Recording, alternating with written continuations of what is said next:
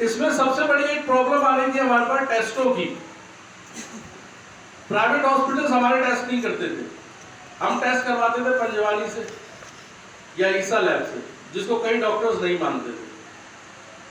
हमें एक अच्छे और बड़े हॉस्पिटल की जरूरत भी थी, तो हमने कोविड के दौरान ही एक लेटर लिखा कि एक नया बड़ा अस्पताल पैनल पर लिया जाए, और शुक्र अल्हम्दुलिल्लाह कि डाउ मेडिकल हॉस्पिटल हमने पैनल पर लिया कोविड के दौरान, और वहां से अब हमारे टेस्ट भी होते हैं जिसे कि आगा खान हॉस्पिटल के स्टैंडर्ड का टेस्ट समझा जाता है, और पूरे कराची के डॉक्टर इन टेस्टों को मानते भी।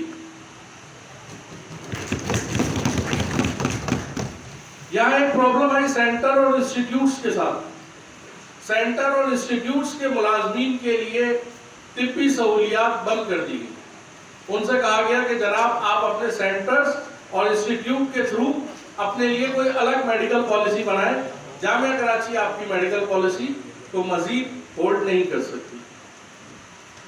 उसके लिए मेडिकल कमेटी में 2 दफा रखा गया, डायरेक्टर फाइनेंस साहब से मिले, वाइस चांसलर साहब से मुलाकात की, और शुक्र अल्हम्दुलिल्लाह कि आखिरी मीटिंग में यह फैसला हुआ। पहले इनका लेटर निकाला गया कि 1 महीने के लिए हम इसको कंटिन्यू करेंगे, फिर लेटर निकाला 15 दिन के लिए कंटिन्यू करेंगे, और शुक्र अल्हम्दुलिल्लाह हमने लेटर निकलवा लिया। ये मीटिंग मंजूर मिनट्स आ गए, उसके बाद लेटर निकल जाएगा टिल फर्दर ऑर्डर, जब तक के सेंट्रल इंस्टीट्यूट्स अपना कोई मजबूत मेडिकल पॉलिसी नहीं बना लेते, उस वक्त तक Jamia Karachi as it is जैसे पहले चल रहा था ऐसे ही उनको भी मेडिकल की सहूलियात प्रोवाइड करेगी।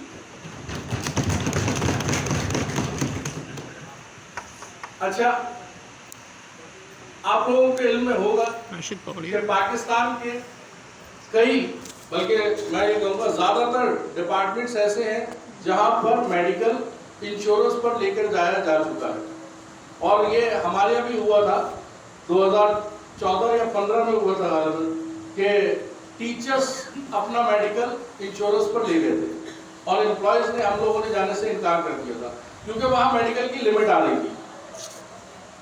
उसके लिए बहुत कुछ हुआ, लेकिन वो सब कुछ डिनाई किया और आगे बढ़े।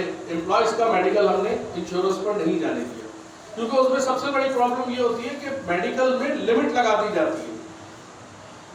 अगर कोई A ग्रेड का एम्प्लॉय है और फर्ज करेंगे उसके लिए 2 लाख रुपए की लिमिट लगा दी, 2 लाख से ज्यादा का उसका कोई खर्चा हो गया मेडिकल में, तो वो एम्प्लॉय खुद बेयर करेगा।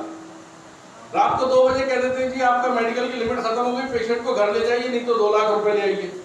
एम्प्लॉय हमारा 1 to 16 का, मैं नहीं समझता कि कोई भी ऐसा एम्प्लॉय हो, चंद लोग शायद हो, कि जो रात के वक्त भी 2 लाख रुपए कहीं से अरेंज कर दे। रात के, हम तो दिन के वक्त भी शायद ना कर सके। तो उसके लिए फिर दोबारा भी कोशिशें की गई कि इंश्योरेंस पर ले जाओ। इंश्योरेंस की एक कमेटी बनाई गई, उस कमेटी के में प्रेसिडेंट जो है एम्प्लॉय वेलफेयर एसोसिएशन के फरहान भाई, वो भी थे। फरहान भाई ने उस पर बहुत नेगोशिएट किया और उस कमेटी को ये कायल किया कि एम्प्लॉयज चाहे 1 ग्रेड का हो या 22 ग्रेड का,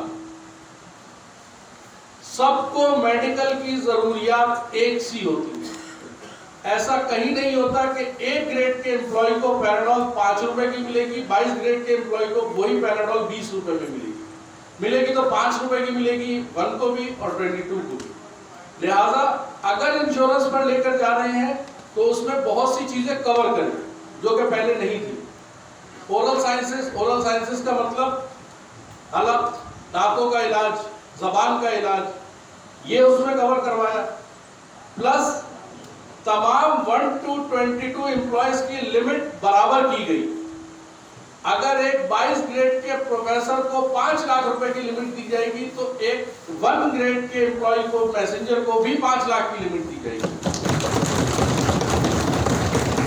मेडिकल की सहूलियात में थोड़ा सा फर्क हो सकता है।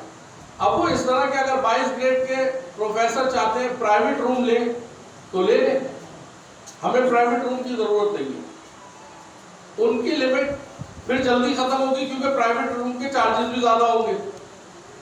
हम सेमी प्राइवेट में या जनरल वार्ड में भी अपना काम चला सकते हैं, तो हमारी मेडिकल की लिमिट ज्यादा देर तक चल सकती है। उन्होंने कहा हम फैसिलिटीज अलग लेंगे, हमने कहा मोस्ट वेलकम आप ले लीजिए, लेकिन लिमिट्स बराबर होनी चाहिए। उनकी 10 लाख तो हमारी भी 10 लाख।